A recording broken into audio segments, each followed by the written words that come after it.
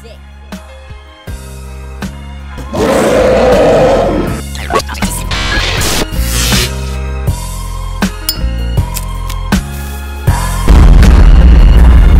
That's frisky.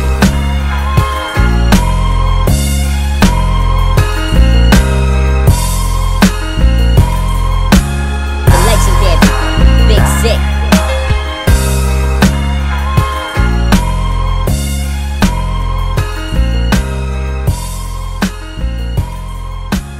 Oh, the Captain America wave! Finally out, Build-A-Figure collection. Mandroid, Captain America, Marvel Legends Infinite Series, Soldiers of A.I.M. So this is the new packaging now for the new figures that are coming out. Sleek packaging, I like it. Kind of like the Black Series for Star Wars. So here are the running changes. Soldiers of A.I.M., Legends, Infinite Series, Captain America, the brilliant minds behind A.I.M. ruthlessly bend the laws of nature in pursuit of ultimate power. Alright, so here's what Hasbro's doing. They're now giving us the running changes instead of making us wait for them because they kind of figured out it was too much trouble for them to get variants out to retail or a second wave of the same figures. And also the problem that was with Marvel Legends was retailers were not wanting to carry Legends, kind of like they stopped doing with DC Universe Classics, the 6-inch figures.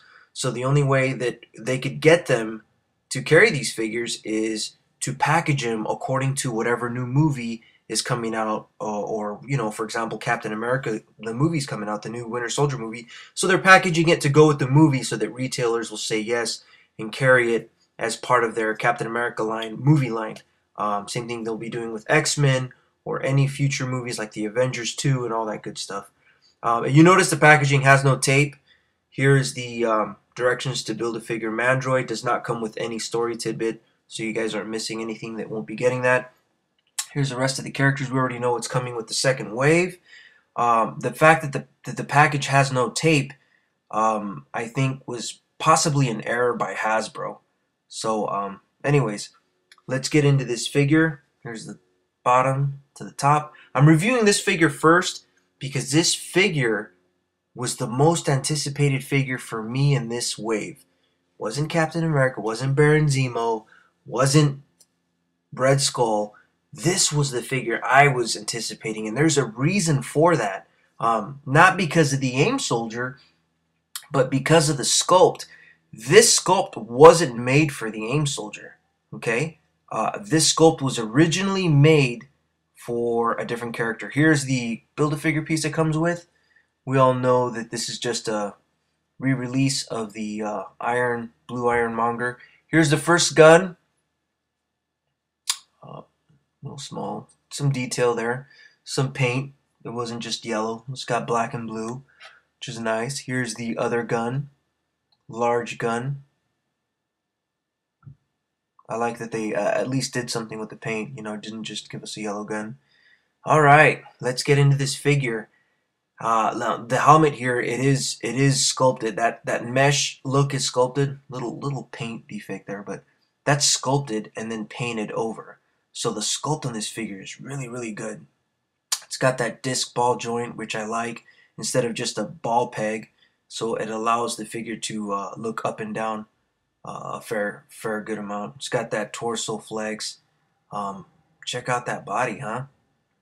Well, looks down, looks up decent, right? Here's those shoulder ball joints. Here's that shoulder, that bicep swivel, double jointed elbows, right? And it's got that peg disc on the wrist. We do have a swivel right here in the waist. Now that extra part there is in the way. Here's the T joint, right, with thigh swivel, double jointed knees. We don't have a calf swivel, but we do have that ankle rocker joint, which allows us to put them in those dynamic poses. So here we go.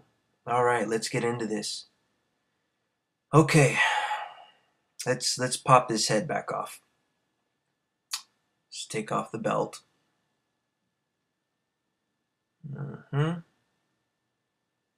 All right.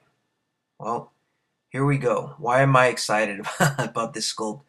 This sculpt was originally made for Guardians of the Galaxy Star-Lord. So what you're looking at here is going to be Star-Lord minus the belt. That belt is a rubber piece that comes off, and that upper neck piece will probably change as well into a collar.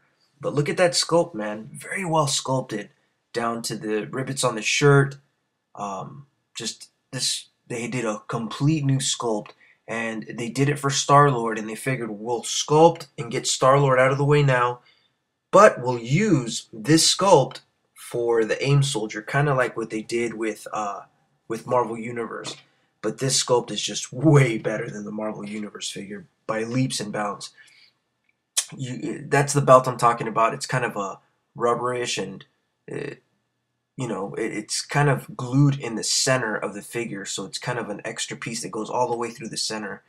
Here's the pants. He's got kind of like those disc jockey pants, right? That kind of come out uh, creased, and it's got this sculpt on there that just stands out. Now, these are the boots also. I call them disc jockey boots, right? See those belts? Um, and the pointed boots. We all know AIM soldiers don't have pointy boots. That just doesn't go with them. So that's another giveaway that this is for Star Lord. Look at that. You can actually see the rivet on the boot and the boot buckle. Okay, so this rivet on the boot that you see there, and it kind of overlaps, is going to be kind of like uh, the boot guard or shin guard to these boots for Star Lord. So I'm really excited to see what kind of paint scheme they're going to give this figure. See that right there? That's kind of like the boot, or I would call it the shin guard. I'm really excited to see what kind of paint apps this figure is going to get when it's time for Star Lord. I just hope they nail it, man. And most importantly, I hope they nail the head sculpt for this figure, man. I'm telling you, the body's great.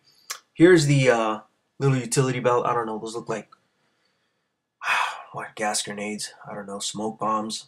Some pockets there. Uh, I don't know. Those don't look like grenades to me. Once again, they look like smoke bombs or gas bombs or, you know, could be nerve gas, anything. They are wearing helmets, so whatever that might be. But good thing it's removable, so you don't have to have all your AIM soldiers carrying around these belts. You can have the typical look of the AIM soldier without the utility belt, which is, to me, a little more accurate in the car. Well, it depends. Like I said, once again, every comic artist draws these characters different, but I more than likely will not be. I'll probably take all those shoulder belts off of my characters when I'm putting them in the army stance, or kind of putting them around Modoc or whatever. But here it is, man. Check it out. Check it out. So that's why this figure was the most anticipated figure for me in this wave, simply because it's giving me a first-hand look at the sculpt of Star-Lord and what we can expect to see in the Guardians of the Galaxy wave. The movie is coming out, so it is a go for the figure, so we will get it. Let's do a little height comparison here. Baron Zemo bearing the Bucky cap mold, so we'll use that as kind of a base reference for all figures. Now, this is a little bit taller, but I look at the shoulder. What I do is I look at the shoulders, because that's where you can tell how tall the figure is going to be.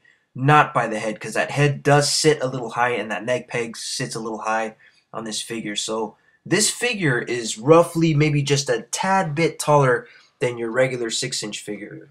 I did spread the feet apart equally, and I extended both knees, straightened out the posture to get an exact height on this guy compared to this Baron Zemo figure. So I think Star-Lord is going to be right on the money. And you can even see that a lot of people were looking at this character, and it looked like this mold on AIM was just a little too slim and a little too tall, but that's not the case at all. It's just the helmet that he has on, and he actually has a good girth and a good size to the bulk. He's a medium-sized character. So really excited about Star-Lord. This is kind of almost a Star-Lord review. It kind of just threw AIM out the window, but really happy with the same soldier. I can't wait to army build, and you know how I love the army build. I'm going crazy on these. I've got about, right now, 14 of each. So I think I might just go to about 25 on each of these, because they've gotten a little more expensive. So 25 of these and 25 of Hydra. Anyways, hope you enjoyed the review. Later.